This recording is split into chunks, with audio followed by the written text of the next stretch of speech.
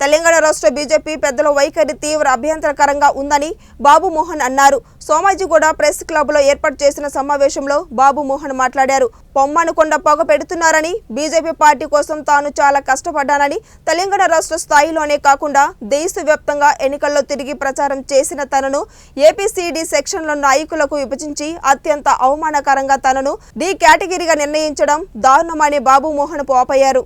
అందుకే పార్టీకి రాజీనామా చేయాలని నిర్ణయించుకున్నట్లు బాబు మోహన్ వెల్లడించారు. కరెక్ట్ ఒరిజినల్ లిస్ట్ వచ్చినప్పుడు నా పేరు లేదండి. ఫస్ట్ లిస్టులో నేను దిగ్భ్రాంతి చెంది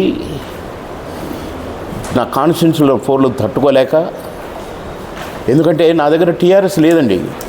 ఇది ఫ్యాక్ట్. నేను చాలా మీటింగ్లో కూడా చెప్పాను. టీడీపీ పార్టీని మొత్తం కుప్పజేసి తీసుకురా అని చెప్పిన సీఎం గారంటే, నా దగ్గర ఒక వార్డు మెంబర్, ఒక సర్పంచ్గా కూడా టీఆర్ఎస్ లేరండి ఆందోళన కాన్స్టిట్యున్సీలో.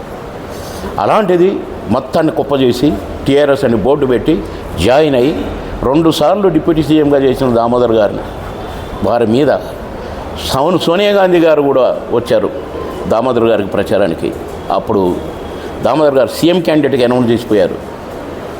అయినా నేను గెలిచాను, నా సైన్యంతో గెలిచాను టీఆర్ఎస్ ఎమ్మెల్యేగా. సంతోషం.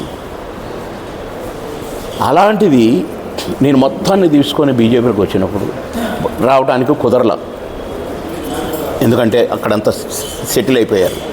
ఈ ఎలక్షన్కి మొత్తం మళ్ళీ నా బ్యాచ్ మొత్తాన్ని తయారు చేసుకొని పెట్టుకున్నాను.